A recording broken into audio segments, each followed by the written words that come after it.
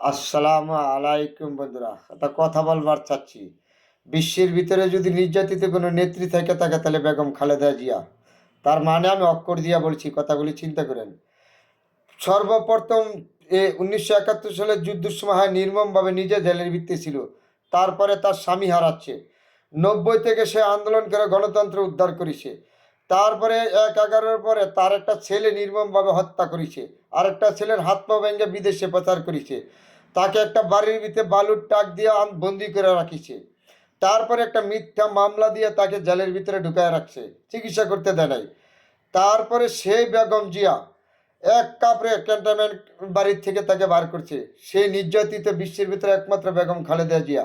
সেই তাহলে আবারও 2024 সালে ছাত্র জনতা 17 বছর আন্দোলন বিএনপি করে এই দেশ স্বাধীন করেছে। আবারও ষড়যন্ত্র আরম্ভ হয়েছে নির্বাচন নিয়ে। আপনারা চোখ কান খোলা রাখবেন, অতি শীঘ্রই আমাদের জাতীয় নির্বাচনের দরকার।